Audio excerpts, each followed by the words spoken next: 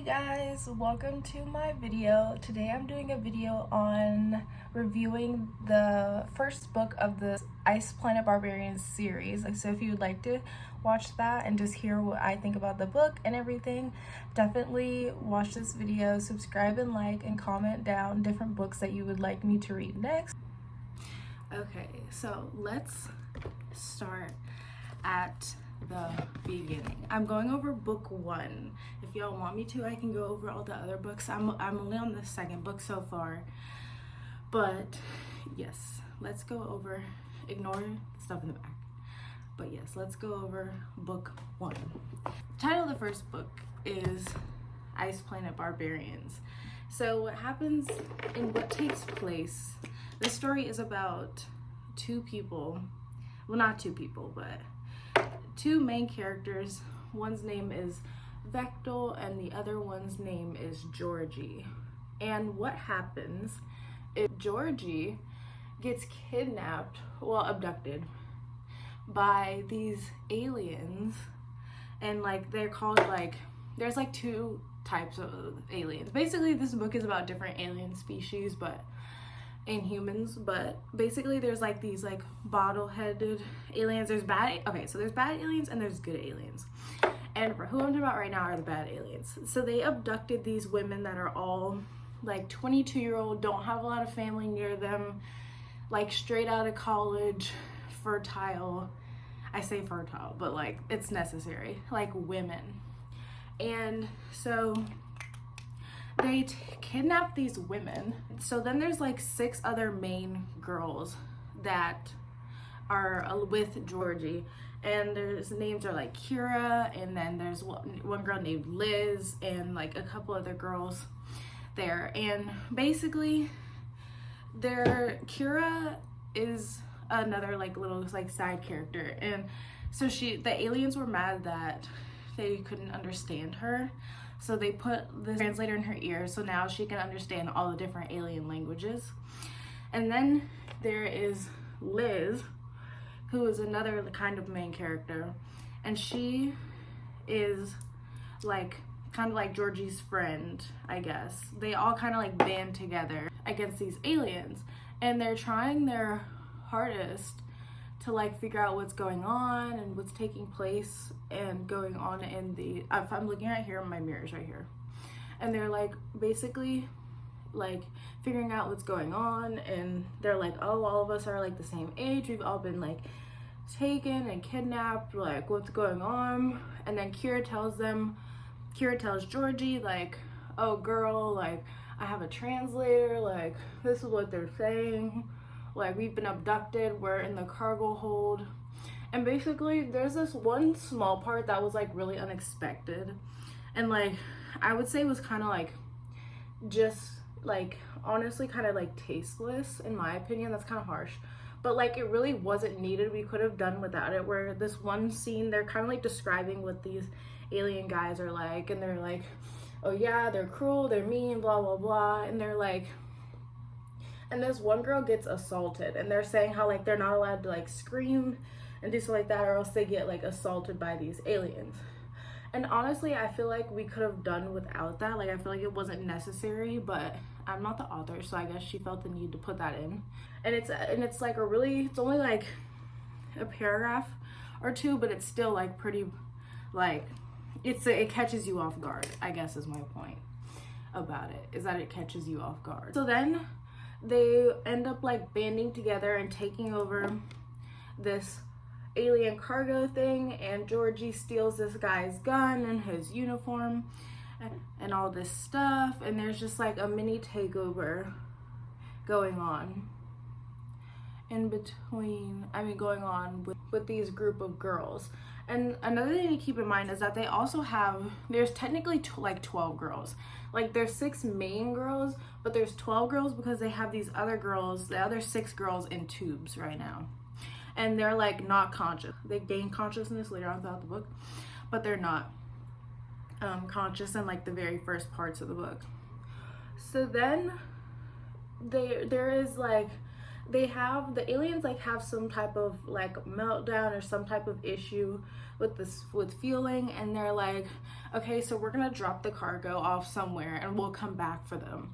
And that's basically what the girls are. They're like the cargo, because they were gonna sell them to like the highest bidder once they got back to whatever like alien planet they were from. Then they basically crash on this planet that they call Nodhoff, because it's like, it's habitable but pretty much like inhabitable. And they're like, they use a lot of like Star Wars and like Star Trek references when talking about this planet, like because the planet is like an icy place and it's like cold and like just things like that. So they just use a lot of like language in there. That's how they describe it. And it's like an inhabitable planet. And later on we find out that we need this type of like parasite to live on this planet, and that's what like the native people are like having, or the native people get to the planet so that they can survive. And that's what we like later learn from the sorry, that's my cat, her name is Clover, but I just thought I'd mention it now. So then, are you gonna come say hi? She might not, we'll see. She might, she's a little camera shy. So then they crash land on this planet, and like a couple of girls die from the crash, and then a lot of them are injured. And like that's the big like issue, is that a lot of these girls are injured, and Georgie, and the main character Georgie is like the least injured of them pretty much. So they're like, Georgie, like you're the leader, like you took down this people, let's let her go out and explore and discover this land.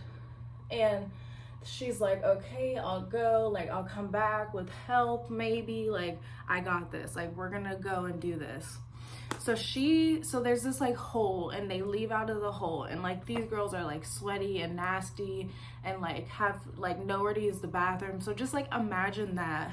And then like this one girl's going out in this like bloody uniform from this like alien guy, and she's like traveling across this icy planet.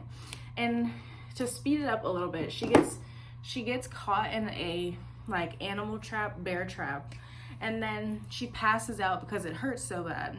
Then we meet Vectel, who is like a native alien to the planet. And the way that this lady wrote this book, Ruby Nixon, is like it is very much erotic. Like there is a lot going on, and I guess she is coming to say hello. She meets this guy Vectel, and they have like a language barrier because they don't speak the same language, but they're like communicating using like hand signals, blah blah blah. So he sees her, and there's this thing called like a kukui or kui, but there girls call it like a coochie, basically is what they call it. And his like they call it resonating, like he's like, oh my god, I met like the love of my life, like this is my mate. So he like strips her down because he's afraid that she's hurt, because she doesn't have like glowing blue eyes like the rest of them and all this stuff. And so he's like taking care of her, and she eventually wakes up, and he's like, the girl, like, oh my god, this is my mate, like I love her. I would just like to say that like there is like in this book there is like consent but not consent in this book. So it's like I saw like there's consent and there's not consent in this book. So I'm just gonna say that this was non-consensual, because it really wasn't consensual. But what happens is Vectel's like, oh, this is my mate, like I love her. So he strips her down, makes sure she's a-okay, all this stuff. And then he's like, oh my god, she's so beautiful. And then he basically eats her out. So then she wakes up because he's doing this, but then she's like, actually this isn't that bad. So she doesn't mind.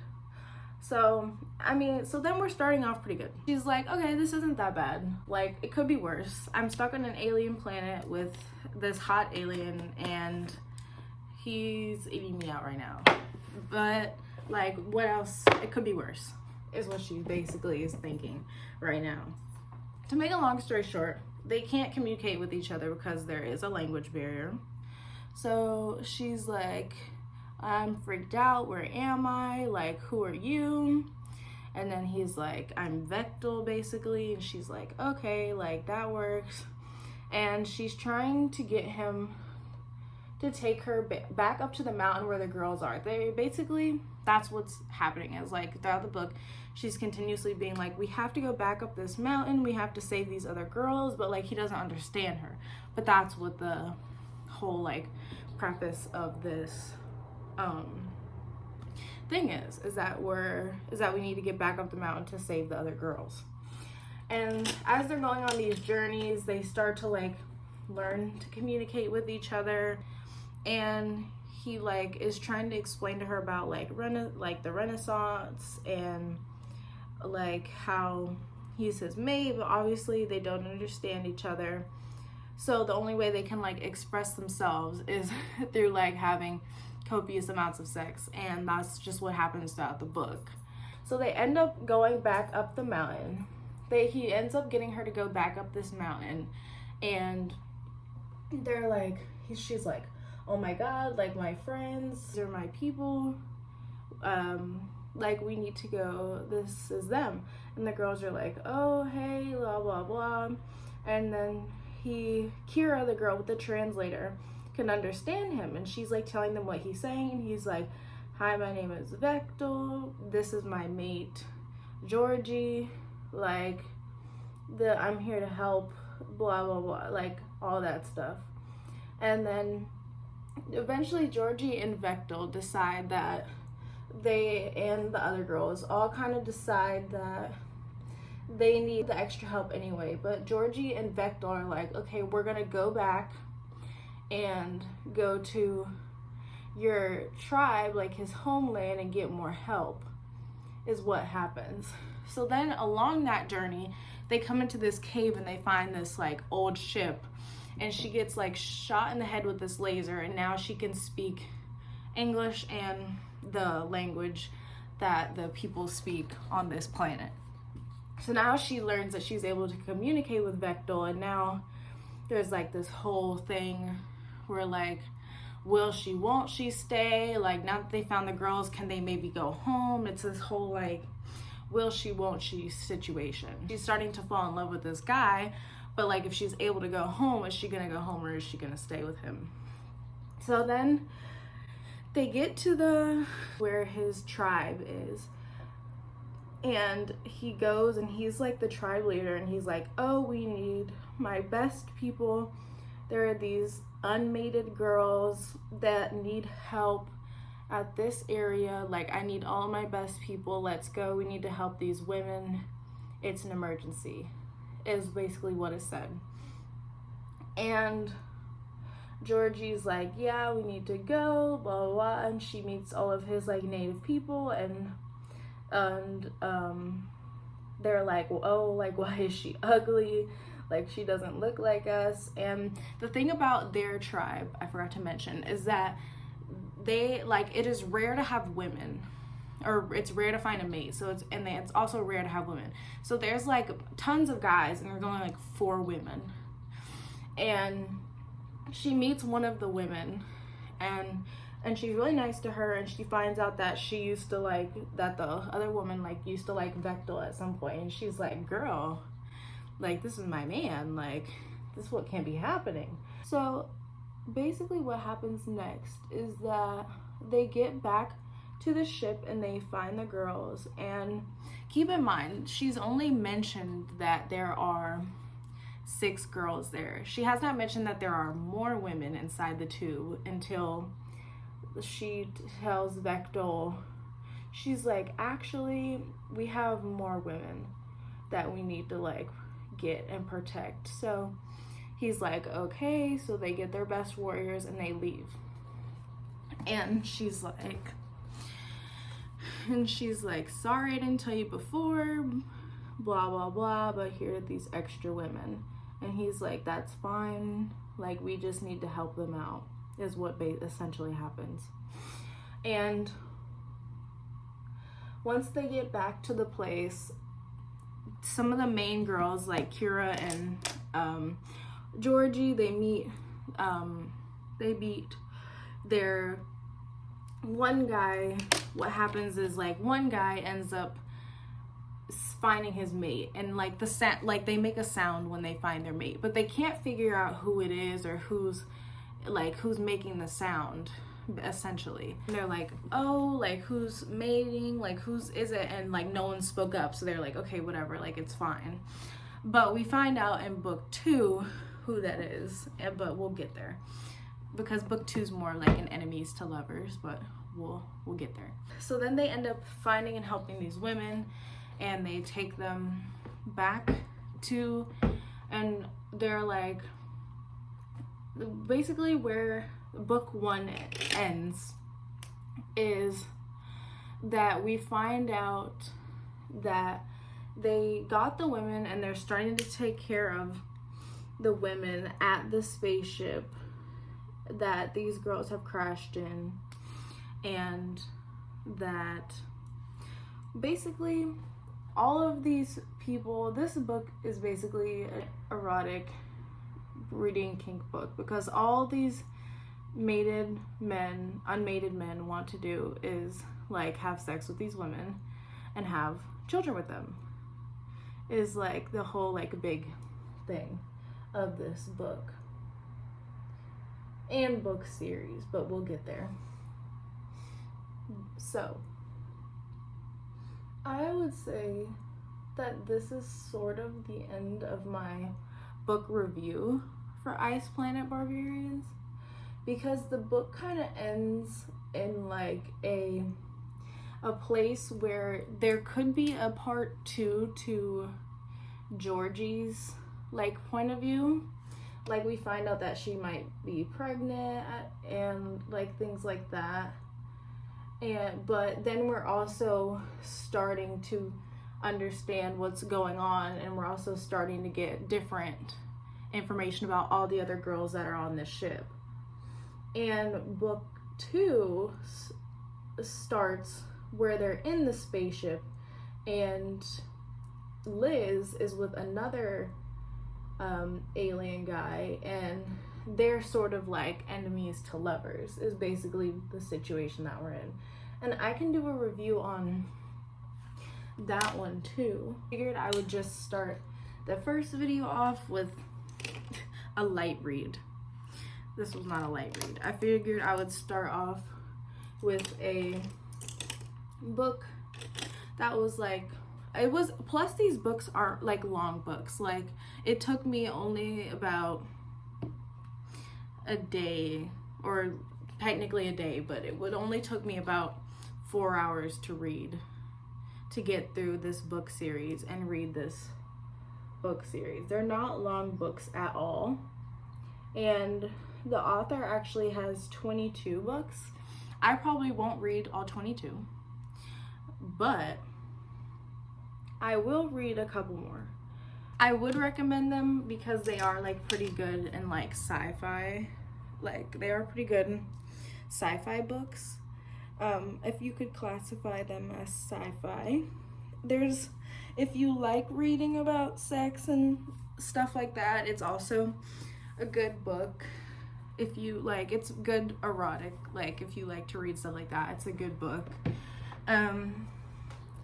It kind of reminds me, if you've ever read Wattpad, like it gives off kind of like Wattpad vibes of like what the scenarios, like she's kidnapped and then she finds her lover and now they're like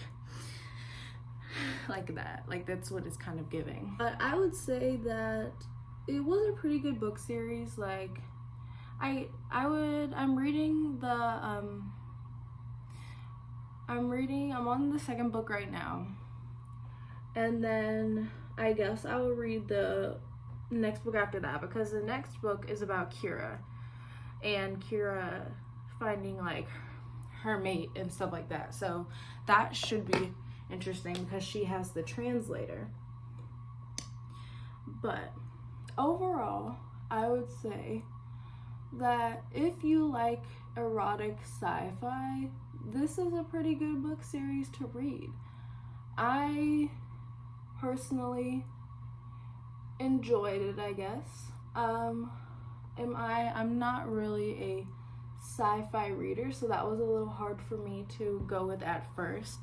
So yeah, that was my review of Ice Planet Barbarians. If you enjoyed it, let me know. Leave a comment down below. Also, comment more books that you want me to read and talk about, and I will definitely do that. So yeah, that I have more videos planned and more videos coming. I want to do more of these book review videos. I'm also going to do more makeup videos also. But yeah, thank you for watching. Bye.